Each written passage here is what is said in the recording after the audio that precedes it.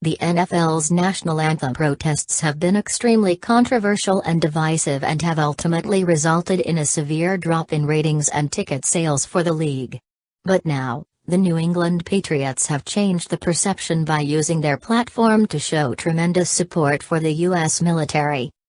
Patriots long snapper Joe Cardona, who is also an active member of the Navy, has rallied together his teammates to donate 200 tickets to those serving in the military for their game against the Atlanta Falcons on Sunday. Each player and coach is given 2 tickets at home games and has the ability to purchase more, so they donated them. Cardona said that this was done with the goal of bridging the civilian-military divide when he spoke to ESPN. 1% of the population in the United States raises their hand and swears to protect and defend the Constitution. With such a small number of people serving now in our great, all-volunteer force, it's become more of a divide between the civilian world and military world.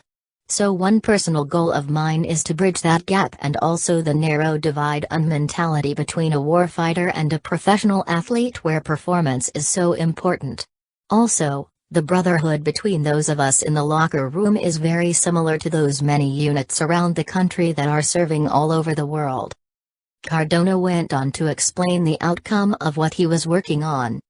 It's a number that far exceeded expectations. It was a collaborative effort. I was talking to Matt Slater, we were thinking of ways to reach out, especially to our local military community, and show how much we value them. My point of view was, let's give these men and women the experience of coming to a big game.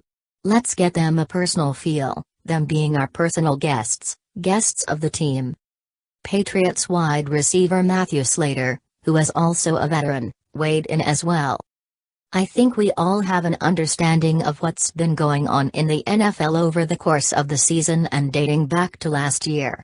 It goes without saying what our team did here, how a lot of guys felt strongly about certain things, but as a Christian I believe we should always be working on bringing people together and focusing more on what we have in common and trying to make people feel loved and included.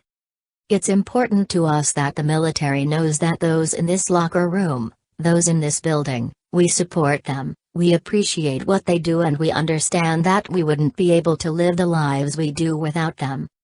I really appreciate Joe going out of his way, understanding that he's been put in a very difficult situation with his background and everything going on, to lead and spearhead this, to get these men and women here Sunday. I'm proud of him for the leadership he's shown. And I'm proud we'll be able to have those men and women here. That's how it's done. More of this, please.